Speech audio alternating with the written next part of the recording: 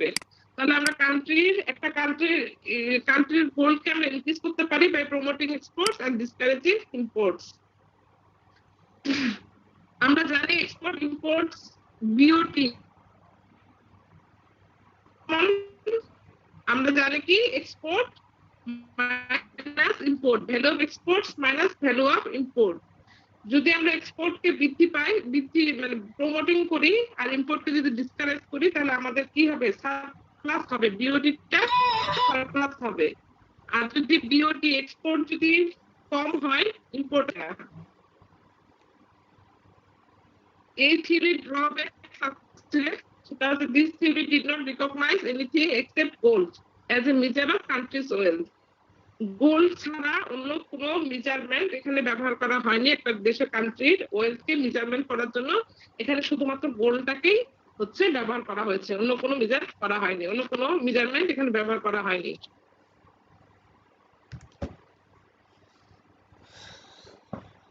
তো আমরা মার্কেটিজম থিওরি পড়লাম। তো এখানে David Hume's price specific flow mechanism. তো এখানে আমরা যেটা বুঝতে পারছি সেটা হচ্ছে প্রাইসের সাথে এক্সপোর্টের সম্পর্ক কি নেগেটিভ। প্রাইস যত বেশি হবে এক্সপোর্ট তত কি কম, এক্সপোর্ট তত কমে যাবে। একটা পণ্যের দাম যত বেশি হবে তখন কি অন্য দেশে সেটা কি করবে, সেটা ওটা কম এক্সপোর্ট হবে। আবার প্রাইস যখন কমে যাবে তখন অন্য দেশ কি করবে, নিজের দেশে উৎপাদন না করে সেটা বেশি ইম্পোর্ট করতে চাবে।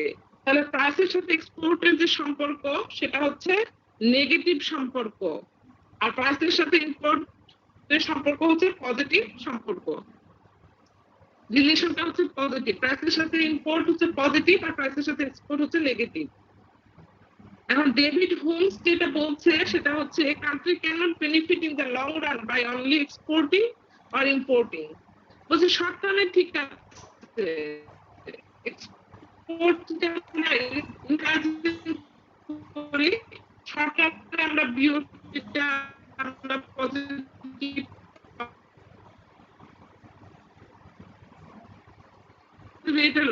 লং রানে চিন্তা করতে চাই, বাড়াতে চাই লং রানে, বা ইম্পোর্টটাকে আমরা বাড়াতে চাই লং রানে, এটা তেমন কোনো বেনিফিটেড হবে না।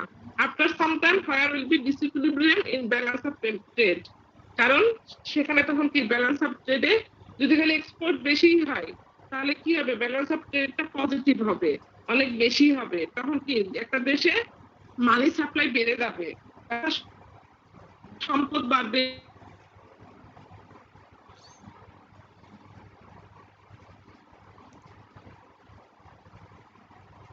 দাম বেড়ে যাবে, তখন আপনার কি এক্সপোর্ট কমে যাবে। তো এরকম দেখা যাচ্ছে যে এটা সম্ভব না, শর্ট রানে এটা সম্ভব এক্সপোর্টটাকে প্রমোটিং করা, বাট লং রানে এটা সম্ভব না। David hmm showed that due increase in inflow of gold in a country there will be increase in money supply। David Hume বলছে যে যদি increase in inflow of gold, গোল্ডের ইনফ্লোটা যদি বেড়ে যায়, কারণ এক্সপোর্ট বাড়লে ইনফ্লোটা বেড়ে যাবে গোল্ডের একটা দেশের, তখন সাপ্লাইটা বেড়ে যাবে,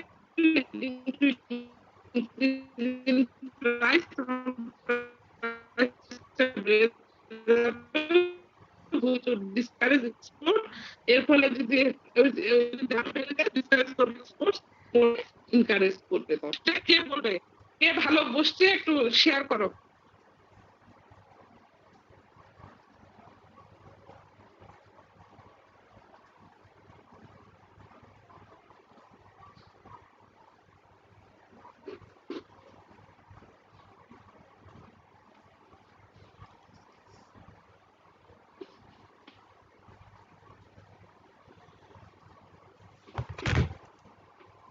এটা একটা কি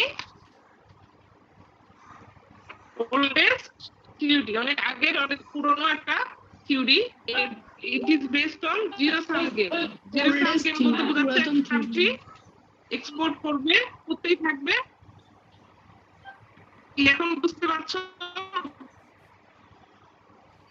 তো থমাস মন হচ্ছে এই থিওরিটা দিয়েছিলেন।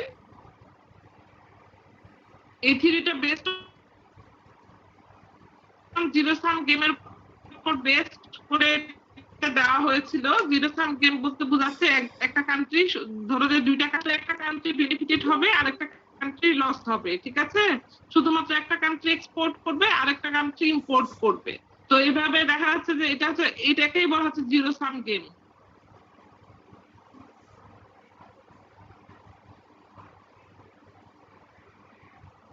তো এটা হচ্ছে, এই থিওরিটা হচ্ছে 16th সেঞ্চুরির মাঝামাঝিতে ইংল্যান্ডে এই থিওরিটা আবিষ্কৃত হয়। It assumes gold as a measure of country's wealth. তখন তো আমরা কারেন্সির মাধ্যমে ট্রেড করতাম না, হ্যাঁ?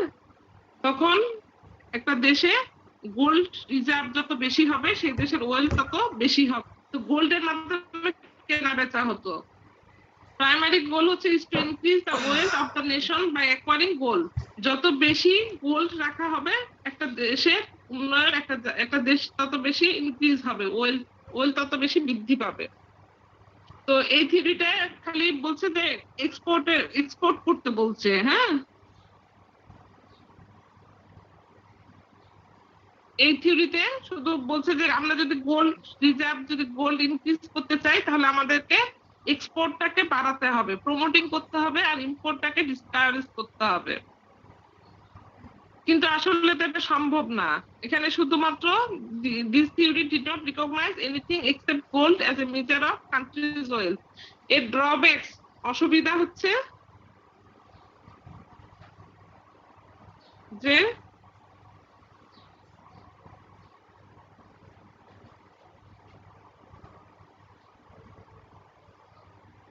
গোল্ড ছাড়া একটা দেশের ওয়েলথকে মেজার করা হয়নি, গোল্ড দিয়েই মেজার করা হয়েছে, এটাই হচ্ছে ড্রব্যাক, সমস্যা। তো ডেভিড হোমস এখানে আরো সমস্যার কথা বলছে যে একটা দেশের জন্য শর্ট রানে যে এক্সপোর্টটাকে ইনকারেজ করা সম্ভব, এটার বেনিফিট আসবে, কিন্তু লং রানে যদি আমরা খালি এক্সপোর্ট করি, এক্সপোর্টটাকে প্রমোটিং করি আর ইম্পোর্টটাকে ডিসকারেজ করি, এটা সম্ভব না। এর ফলে ব্যালেন্স অফ ট্রেড আমরা জানি যে হচ্ছে export value of export minus value of import, disequilibrium দেখা দেয়। কারণ যদি একটা দেশ যদি খালি এক্সপোর্ট করতেই থাকে, লং রানে দেখা যাবে যে তার মানি সাপ্লাইটা বৃদ্ধি পায়। ওই দেশে তখন কি হবে, জিনিসের দাম বেড়ে যাবে, কারণ মানুষের হাতে হাতে টাকা থাকবে। তখন একটা জিনিস যেটা 10 টাকা দিয়ে পাওয়া যায়, তো সেটার জন্য মানুষ 100 টাকা দিয়ে দিবে। তো এই জন্যই বলা হচ্ছে যে এটা লং রানে, এটা ডেভিড হোমস বলছে যে এটা আসলে সম্ভব না। Discourage export and encourage import. দেখা যাচ্ছে লং রানে সেই দেশে তখন কি হবে, এক্সপোর্টটা ডিসকারেজ হবে আর ইনকারেজ হবে ইম্পোর্টস। কি এখন শোনা যাচ্ছে? জি ম্যাম, এখন ক্লিয়ার শোনা যাচ্ছে। এখন বলো দেখি মার্কেট রিজন থিওরিটা কে বলবে, বলো।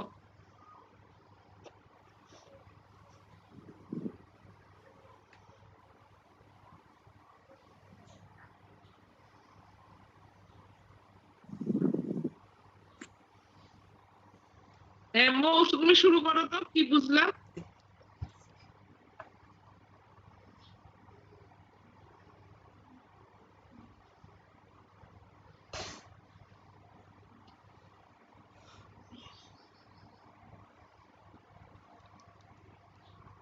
মৌ,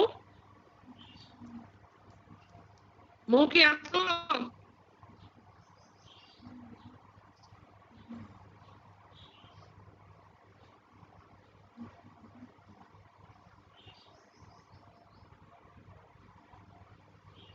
অর্ণব কি, অর্ণব তুমি বলো তো। মৌকে পাওয়া যাচ্ছে না, অর্ণব তুমি বলো। অর্ণব,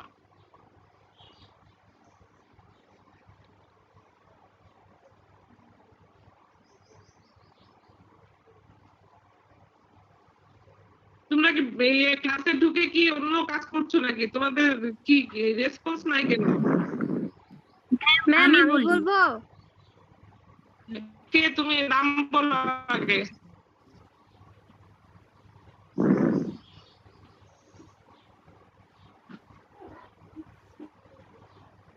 কে নাম বলো? মৌ ম্যাম কে? ম্যাম আমি শান্তনা। শান্তনা আছে, বলো। ম্যাম মার্কেন্টালিজম থিওরি হচ্ছে ওল্ডেস্ট থিওরি, আর এটা হলো থমাস মুন। আর এটা বেসড করে আপনার জিরো সাম গেমিং এর উপর, যেটা হলো জিরো সাম গেমিং হচ্ছে একটা দেশ লস করবে আর একটা দেশ প্রফিট করবে। এখানে মেইন কথা হচ্ছে এক্সপোর্ট বাড়াতে হবে আর ইম্পোর্টটাকে কমাতে হবে। আর যখন প্রাইসটা এক্সপোর্টকে রিফ্লেক্ট করবে তখন সেটা নেগেটিভ হবে, আর যখন ইম্পোর্ট করবে তখন সেটা পজিটিভ হবে। আর আপনার শর্ট রানে এক্সপোর্ট এটা সম্ভব, এক্সপোর্ট করা সম্ভব, কিন্তু লং রানে এক্সপোর্ট করা সম্ভব না। একটু প্রাইসের সাথে এক্সপোর্টের রিলেশনটা হচ্ছে নেগেটিভ, এটা বলছি আমি। হ্যাঁ, প্রাইসের সাথে এক্সপোর্টের রিলেশনটা হচ্ছে নেগেটিভ, কারণ প্রাইস যখন বৃদ্ধি হবে তখন এক্সপোর্ট কি কমে যাবে, বাড়বে। আর প্রাইসের সাথে ইম্পোর্টের সম্পর্কটা হচ্ছে কি পজিটিভ, বেশি হবে। আবার প্রাইস যখন বাড়বে তখন বেশি হবে, তখন প্রাইস যখন বাড়বে তখন ইম্পোর্ট কম হবে। জি ম্যাম। আর ম্যাম এক্সপোর্ট বাড়লে ইনফ্লোটা বাড়বে, কোন দেশের ইনফ্লোটা বাড়বে। এই ড্রব্যাকটা কি ছিল মার্কেন্টালিজম থিওরি?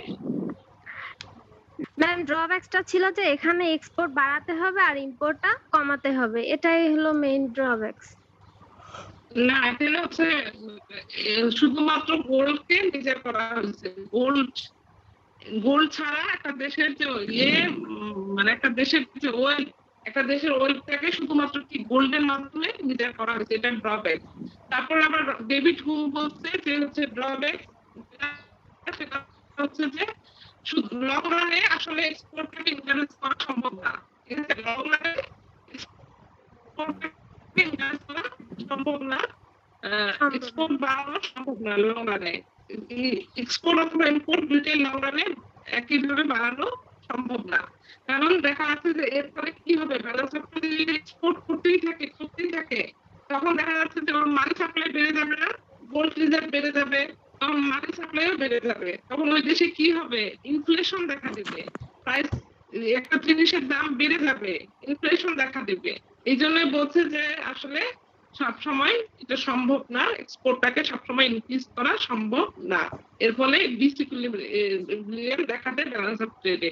তখন অটোমেটিক্যালি কি হবে, যখন প্রাইসটা বেড়ে যাবে তখন এক্সপোর্ট কমে যাবে। ঠিক আছে, আবার প্রাইসটা যখন এক্সপোর্ট যখন কমে যাবে তখন অটোমেটিক্যালি আবার কি মানুষের হাতে টাকা কমে আসবে, মানি সাপ্লাই কমে যাবে, ইনফ্লেশন কমে যাবে, তখন ওই জিনিসের দামটা আবার কি কমতে শুরু করবে, তখন আবার ইম্পোর্ট বেড়ে যাবে। হ্যাঁ, তো এটাই হচ্ছে মার্কেন্টালিজম থিওরি।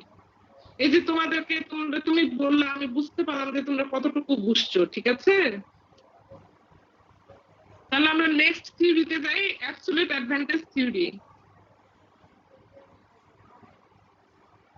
থ্যাংক ইউ শান্তনা একটা তোমাকে অনেক ধন্যবাদ। হ্যাঁ, ঠিক আছে ম্যাম। হ্যাঁ,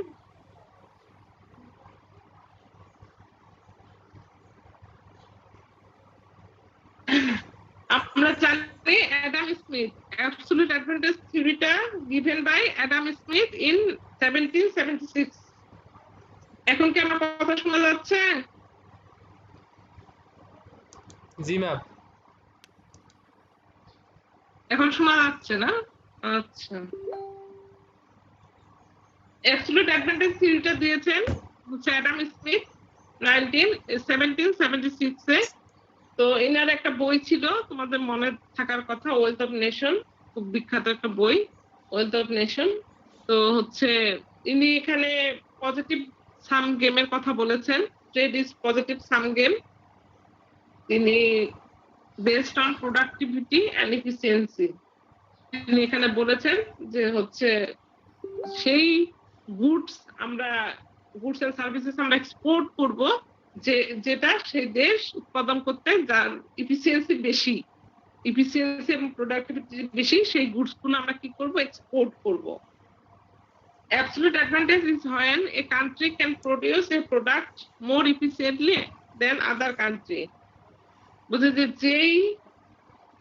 যে প্রোডাক্টটা প্রডিউস করতে আমরা বেশি এফিসিয়েন্টলি আমরা প্রডিউস করতে পারবো, যে প্রোডাক্টের ক্ষেত্রে আমরা অ্যাবসলিউট অ্যাডভান্টেজ পাবো, মোর এফিসিয়েন্টলি প্রডিউস করতে পারবো, সেই গুডস গুলো একটা দেশ কি করবে, সেই প্রোডাক্ট গুলো একটা দেশ উৎপাদন করবে।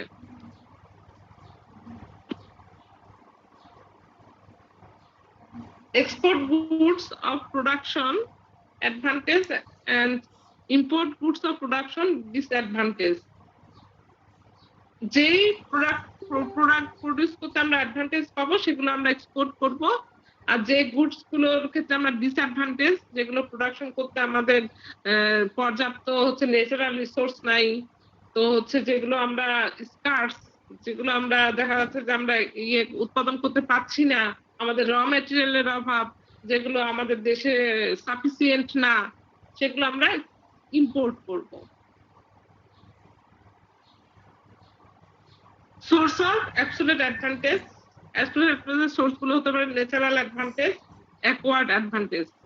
একটা দেশ অনেক আমরা জানি যে পৃথিবীতে অনেক দেশ আছে, তো কিছু কিছু দেশে আবার ন্যাচারাল অ্যাডভান্টেজ আছে, যেমন ভারতে দেখবা যে মশলায় ওরা ন্যাচারালি অ্যাডভান্টেজ পায়, ঠিক আছে। আবার ব্রাজিলে দেখবা যে ওরা কফিতে ন্যাচারাল অ্যাডভান্টেজ পায়। তো হচ্ছে কি করবে তাহলে, তাহলে ভারত কি করবে, মশলা ব্রাজিলে এক্সপোর্ট করবে, আর ব্রাজিল কি করবে, ভারতে কফি এক্সপোর্ট করবে, কারণ ওই Brazil naturally advantage for coffee, coffee উৎপাদনের জন্য সে ন্যাচারাল অ্যাডভান্টেজ পাচ্ছে, আর ভারত কি করছে, মশলা উৎপাদনের জন্য সে ন্যাচারালি অ্যাডভান্টেজ পাচ্ছে। আর এখানে ন্যাচারাল অ্যাডভান্টেজ তাহলে বোঝা গেল। এখন অ্যাকোয়ার্ড অ্যাডভান্টেজ, অ্যাকোয়ার্ড হচ্ছে যেমন টেকনোলজি, টেকনোলজি হায়ার করা যায়, তাই না, আমরা অন্য দেশ থেকে অ্যাকোয়ার্ড করতে পারি। যেমন আগের দিনে হচ্ছে গরুর দুধ দহনের জন্য কোনো মেশিন ছিল না, মানুষই হচ্ছে গরুর দুধ দহন করতো, কিন্তু এখন মেশিন বের হয়েছে, কাউ মিল্ক এক্সট্রাকশন মেশিন। তো এই মেশিনের মাধ্যমে আমরা কয়েক মিনিটের মধ্যে গরুর দুধ দহন করতে পারি। তো এটা হচ্ছে অ্যাকোয়ার্ড অ্যাডভান্টেজ, এটা আমরা অ্যাকোয়ার্ড করছি, অন্য দেশ থেকে নিয়ে আসছি, টেকনোলজিটা নিয়ে আসেও আমরা কি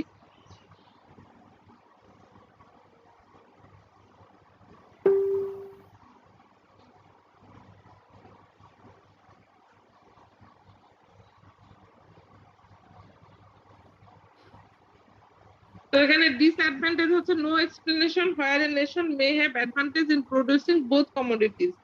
এখন আমি উদাহরণ দিলাম যে ব্রাজিল হচ্ছে কফিতে হচ্ছে ন্যাচারালি অ্যাডভান্টেজ পাচ্ছে, আর ভারত মশলা। এখন ভারতে যদি আরো কমোডিটিজ অ্যাডভান্টেজ পায় তাহলে কি হবে, তার এক্সপ্লেনেশন এই থিওরিতে বলা নাই, অ্যাবসলিউট অ্যাডভান্টেজ থিওরিতে বলা হয়নি। এটাই হচ্ছে এর ড্রব্যাক, এর ডিসঅ্যাডভান্টেজেস।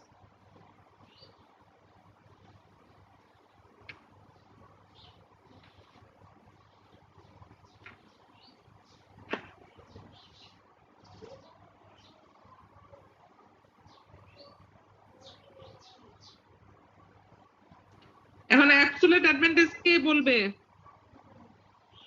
আব্দুল ওয়াহেদ কে? আব্দুল ওয়াহেদ বলো তো।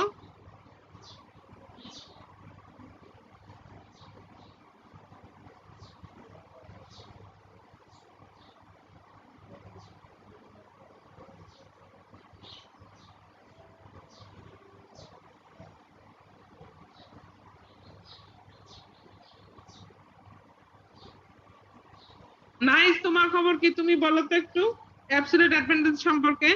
জি ম্যাম, অ্যাবসলিউট অ্যাডভান্টেজ এটা হচ্ছে থমাস মুন যে এটা দিয়েছে 1976 সালে। অ্যাডাম স্মিথ, অ্যাডাম স্মিথ এটা দিয়েছে হচ্ছে, হ্যাঁ জি ma'am, absolute advantage Adam Smith দিয়েছে হচ্ছে 1976 সালে। আর এটা হচ্ছে 1776 সালে। এটা হচ্ছে পজিটিভ সাম, হচ্ছে পজিটিভ সাম গেম এর কথা বলা হচ্ছে এখানে। আর সেই গোল্ডস যা আমরা এক্সপোর্ট করব যার ইফিসিয়েন্সি বেশি, মানে সেই গুডস আমরা হচ্ছে এক্সপোর্ট করব যে গুডস এর ইফিসিয়েন্সি বেশি। আর হচ্ছে সেই প্রোডাক্ট উৎপাদন করতে হবে যার হচ্ছে মানে অ্যাডভান্টেজ বেশি, সেগুলো প্রোডাক্ট আমরা হচ্ছে এক্সপোর্ট করব।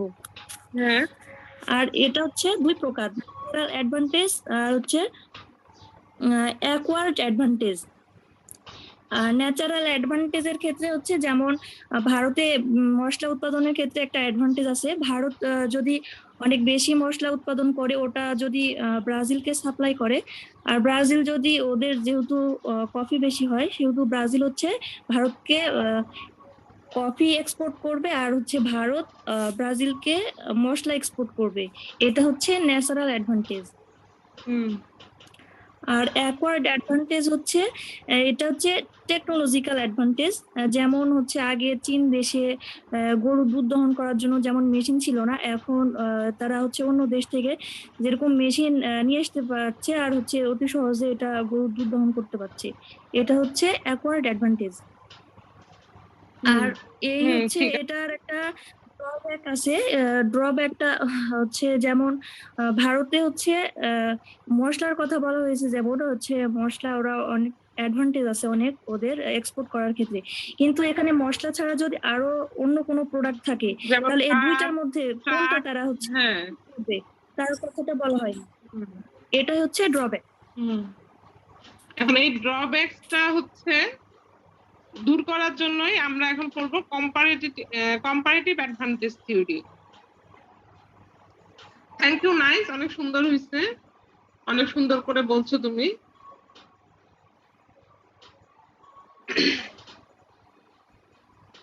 কম্পারেটিভ অ্যাডভান্টেজ এই থিওরিটা দিয়েছেন হচ্ছে ডেভিড রিকার্ডো।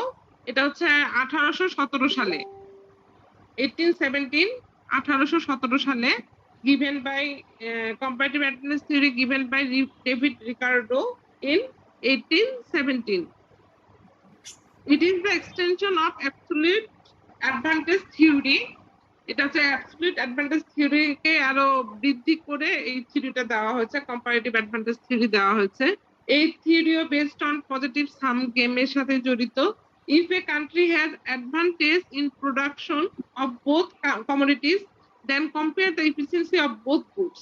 এখানে বলছে যে একটা দেশ হচ্ছে, আমরা অ্যাবসলিউট অ্যাডভান্টেজ দেখছি যে একটা মাত্র প্রোডাক্টের ক্ষেত্রে সে হচ্ছে এফিসিয়েন্সি পাচ্ছে। এখন যদি বলে যে দুইটা প্রোডাক্ট সে এফিসিয়েন্সি, সে উৎপাদন করতে এফিসিয়েন্ট, তো দুইটা গুডস যদি সে উৎপাদন করতে এফিসিয়েন্ট হয়, তাহলে তাকে ওই দুইটা গুডসের মধ্যে তাকে কম্পেয়ার করতে হবে কোনটাতে সে মোর এফিসিয়েন্ট। ওই দুইটা গুডসের মধ্যে যেটাতে সে মোর এফিসিয়েন্ট সে সেটাই হচ্ছে উৎপাদন করবে এবং কি সেটাই সে এক্সপোর্ট করবে। Produce and export the goods which can be produced more efficiently. সেই গুডসটা প্রডিউস করবে এবং এক্সপোর্ট করবে which can be produced more efficiently, যেটা আরো বেশি মানে মোর এফিসিয়েন্টলি যেটা প্রডিউস করা যাবে সেটাই সে প্রডিউস করবে এবং এক্সপোর্ট করবে।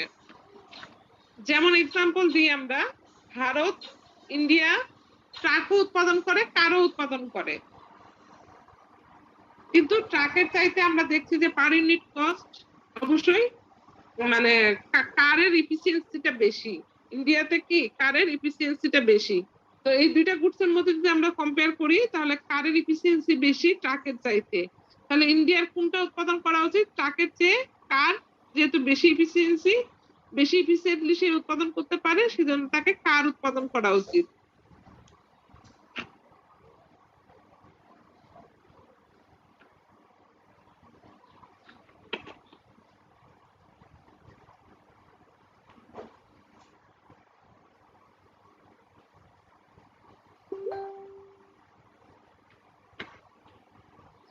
এখানে তাহলে তেমন কিছু নাই, শুধু বলছে কম্পারেটিভ অ্যাডভান্টেজ কম্পেয়ার করতে হবে। যদি একটা দেশ দুই তিনটা প্রোডাক্টে বেশি এফিসিয়েন্ট হয়, তখন তাকে তার ওই প্রোডাক্ট গুলোর মধ্যে তাকে কম্পেয়ার করে দেখতে হবে কোনটাতে সে মোর এফিসিয়েন্টলি সেটা প্রডিউস করতে পারছে, সেটাই সে এক্সপোর্ট করবে, সেটা সে প্রডিউস করবে এবং এক্সপোর্ট করবে। তাহলে কম্পারেটিভ অ্যাডভান্টেজ থিওরি বোঝা গেছে? কে বলবে? মিথিলা তুমি বলো।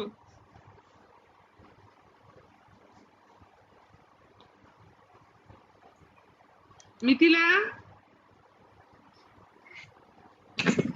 হ্যালো, আসসালামু আলাইকুম ম্যাম।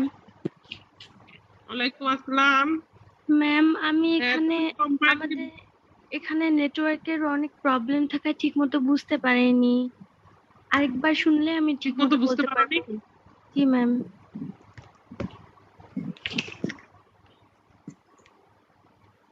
আচ্ছা, অর্ণব আহমেদ একে আমি অনেকক্ষণ ধরে ডাকছি, কই অর্ণব আহমেদ, আছো তুমি? লাইনে আছো?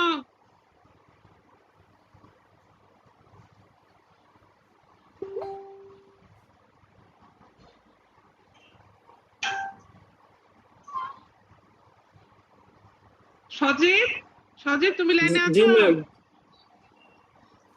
হ্যাঁ, একটু বলো তো কম্পারেটিভ অ্যাডভান্টেজ থিওরি সম্পর্কে একটু ম্যাডাম, বলো। কম্পারেটিভ অ্যাডভান্টেজ থিওরি হলো ডেভিড রিকার্ডো 1870 সালে এটা আবিষ্কার করছে। এখানে বলতেছে যে ইফিসিয়েন্ট অফ টু প্রোডাক্ট, মানে দুইটা প্রোডাক্টের মধ্যে যে প্রোডাক্টের ইফিসিয়েন্ট বেশি আমরা সেইটা সিলেক্ট করব এবং ওইটা বেশি করে উৎপাদন করব এবং ওইটা এক্সপোর্ট করব আমরা। এটাই বলা হয়েছে ম্যাডাম কম্পারেটিভ অ্যাডভান্টেজ থিওরি। এটা ম্যাডাম অ্যাবসলিউট অ্যাডভান্টেজ থিওরির মানে পরবর্তী ধাপে এক্সটেনশন, এটা মানে জি মানে এক্সটেনশন আর কি অ্যাবসলিউট অ্যাডভান্টেজ থিওরির এক্সটেনশন হচ্ছে কম্পারেটিভ অ্যাডভান্টেজ থিওরি। কম্পারেটিভ আর এই অ্যাডভান্টেজ থিওরি। থিওরিটা based on positive sum game. Positive sum game বলতে তুমি কি বুঝো বলো তো? পজিটিভ বলতে ম্যাডাম উৎপাদন করার মধ্যে যেটাতে মানে যেটা চাহিদা বেশি হবে আমরা সেটাই উৎপাদন করব। যেমন এর আগে আমরা পড়ছিলাম যে টেকনোলজির ক্ষেত্রে আমরা দেখবো যে কোন টেকনোলজি আমাদের বেশি কাজে দিচ্ছে, সেই টেকনোলজিটা আমরা উৎপাদন করব। নেচার অ্যাডভান্টেজের মধ্যে আমরা প্রাকৃতিকভাবে কোন নেচারটা বেশি পাচ্ছি সেই না, নেচারটাকে পজিটিভ আমরা সাম গেম মানে হচ্ছে যে শুধু একতরফা একজন খালি ইয়ে হবে, যেমন আমরা জুয়া খেলা খেলি না, ওখানে একজন এক পক্ষ হেরে যায়, আরেক পক্ষ কি লাভ পায়, ঠিক আছে? এটা হচ্ছে জিরো সাম গেম। আর যদি দুজনকার মধ্যে খেলা হচ্ছে, দুজনে যদি বেনিফিটেড হয়, যেমন একজন এক্সপোর্ট করছে, যেমন ইন্ডিয়া এক্সপোর্ট করছে কি মশলা, আবার ব্রাজিল এক্সপোর্ট করছে ইন্ডিয়াতে কি কফি, তাহলে কি পজিটিভ সাম গেম হচ্ছে না? দুই দেশেই হচ্ছে কি রপ্তানি বাড়ছে না, রিজার্ভ বাড়ছে না, কারেন্সি বাড়ছে না। হ্যাঁ, কিন্তু এটাই হচ্ছে পজিটিভ সাম গেম, দুইজনেই পজিটিভ সাম গেম এটাকে বলা হচ্ছে। আর মার্কেটিজম থিওরিতে আমরা বলছি খালি এক্সপোর্ট করবে, খালি একটা দেশ কি করবে, এক্সপোর্ট করবে। একটা দেশ খালি যদি এক্সপোর্ট করে আর একটা দেশ খালি যদি ইম্পোর্ট করে, তাহলে কি তাদের ডিসইকুইলিব্রিয়াম দেখা দিচ্ছে বিওটি তে। তো এটা হচ্ছে জিরো সাম গেম, এটাকে বলা হচ্ছে কি জিরো সাম গেম। আর হচ্ছে এগুলো, আর হচ্ছে এই যে কম্পারেটিভ অ্যাডভান্টেজ, অ্যাবসলিউট অ্যাডভান্টেজ, এগুলো হচ্ছে পজিটিভ সাম গেম। জি ম্যাম।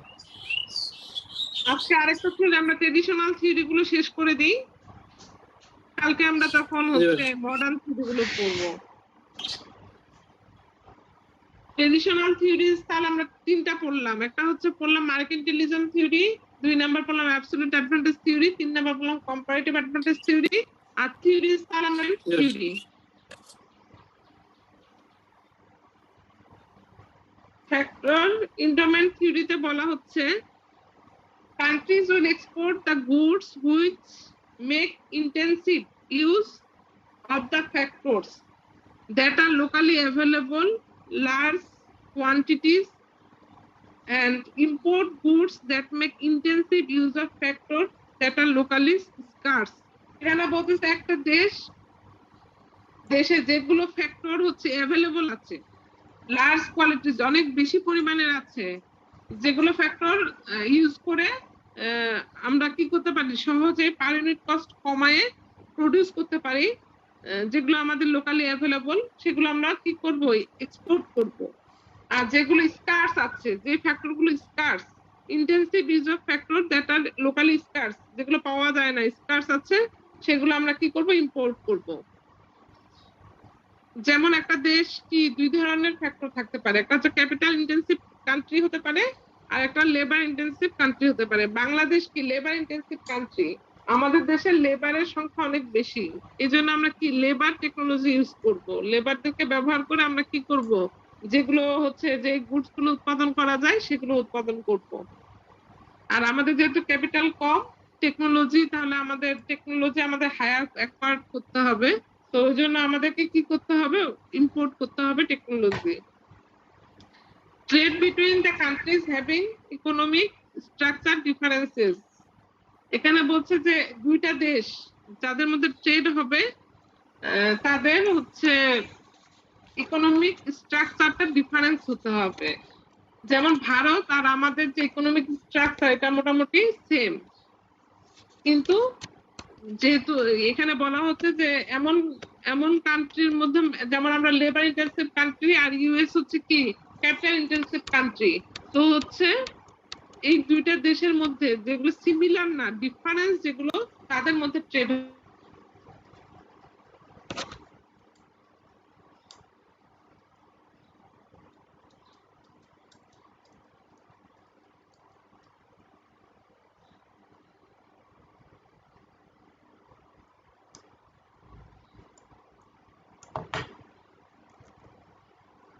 কারণ এখানে দেখা গেছে যে ইউএস 1953 সালে Leontief found that the United States the most capital abundant country.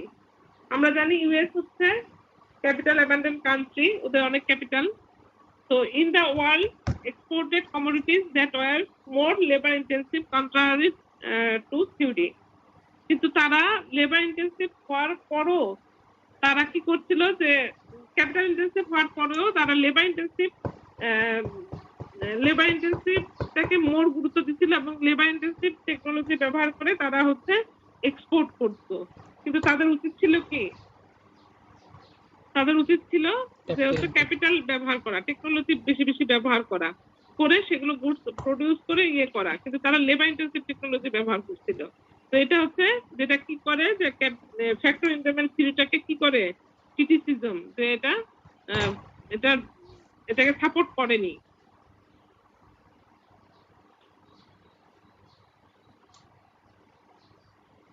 যেমন কার হচ্ছে এক্সপোর্ট করার জন্য কি ইউএসএ তে ক্যাপিটাল টেকনোলজি সবকিছুই ছিল, কিন্তু ইউএস কি করতো, কার আরো জাপান থেকে আমদানি করতো।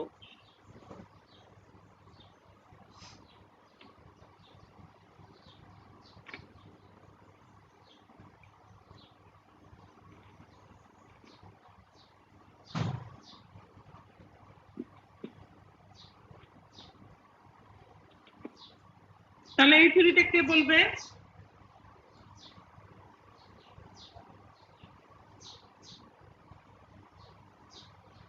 কাইয়ুম হোসেন কে?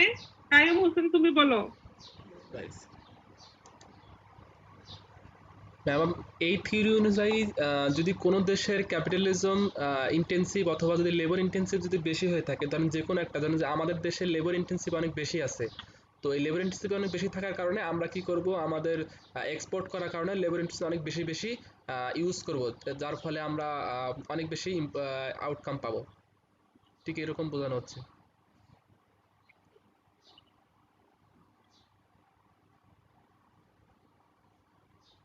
লিওনটি প্যারাডক্স বুঝছো? লিওনটি প্যারাডক্স বললাম যে আমি, ওটা কি বলছে?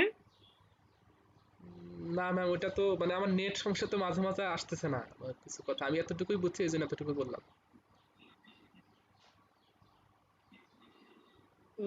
লিওনটি প্যারাডক্স কে বুঝছে? মফিজউদ্দিন কে? মফিজউদ্দিন তুমি বুঝছো? না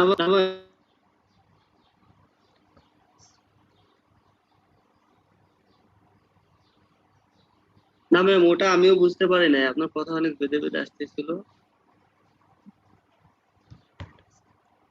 শামিমা আক্তার, মৌ তুমি বুঝছো? ম্যাম আমিও এটা বুঝিনি ম্যাম, কথাগুলো কেটে কেটে আসছে। ম্যাডাম আপনি আরেকবার বলেন। আমি বলে দিচ্ছি। আচ্ছা আমি বলে দিচ্ছি। লিওনটি প্যারাডক্স বলছে ফ্যাক্টর ইনক্রিমেন্ট থিওরিতে বলছে যে আমরা জানি যে একটা দেশে দুই ধরনের ফ্যাক্টর থাকে, একটা হচ্ছে লেবার, একটা হচ্ছে ক্যাপিটাল, তাই না? তো বলছে যে যেমন ইউএস, হ্যাঁ বলতেছে যে ইউএসএ ওরা তো ওদের তো ক্যাপিটাল অনেক বেশি, তো ইউএস এর উচিত কি কার উৎপাদন করা, তাই না? কার উৎপাদন করার টেকনোলজি, তারপর হচ্ছে তারপরে সবকিছু ওদের দেশে অ্যাভেলেবল, ক্যাপিটাল, কিন্তু ওরা কি করতো, কার আরো আমদানি করতো। তো এটা কি ইয়ে হচ্ছে না, ফ্যাক্টর ইন্টারভেল থিওরিটাকে কি করতে, মানে ফ্যাক্টর ইন্টারভেল থিওরি বলতে যে ফ্যাক্টর আছে সেই ফ্যাক্টর অ্যাভেলেবিলিটি, যে ফ্যাক্টর গুলো বেশি সেগুলো প্রডিউস করবে এবং সেগুলো সে এক্সপোর্ট করবে। কিন্তু ইউএস এর ক্ষেত্রে সেটা বিপরীত দেখা যাচ্ছিল। তো এটা ফ্যাক্টর এন্ডারমেন্ট থিওরির একটা দুর্বলতা, ঠিক আছে, যে ফ্যাক্টর এন্ডারমেন্ট থিওরিকে কি করছে, এটা মিসম্যাচ করছে। এটাই বলা হচ্ছে যে ফ্যাক্টর গুলো যে দেশে অ্যাভেলেবল সেই গুডস গুলো উৎপাদন করবে, সেই প্রোডাক্ট গুলো উৎপাদন করবে, সেইগুলো এক্সপোর্ট করবে। যেমন আমরা লেবার ইন্টেন্সিভ কান্ট্রি, আমরা কি করছি যে গার্মেন্টস এ লেবারদের দিয়ে আমরা উৎপাদন করাচ্ছি, তাই না? তো এটাতে আমাদের কি লেবার ব্যবহৃত হচ্ছে, তো আমাদের দেশের আয় বাড়তেছে।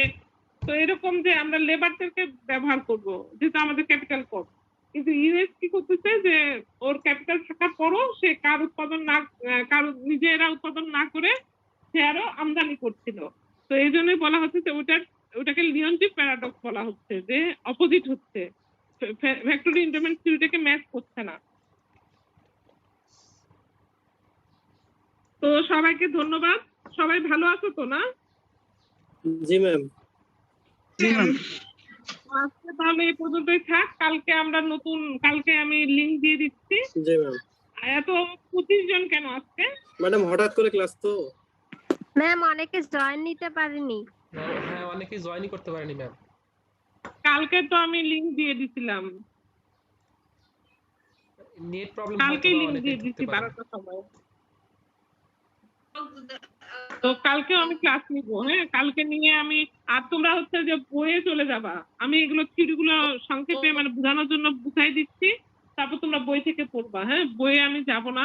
তো তোমরা বই থেকে কি বুঝতে পারছো না বুঝতে পারছো বই থেকে পড়বা তখন। প্রবলেমের কারণে 10 মিনিট ওয়েস্ট করলাম। আর কালকে তোমরা 12:05 এর মধ্যে সবাই জয়েন করে ফেলবা। জি ম্যাম। আচ্ছা, ঠিক আসসালামু আছে, আলাইকুম। সবাই ভালো থাকবেন।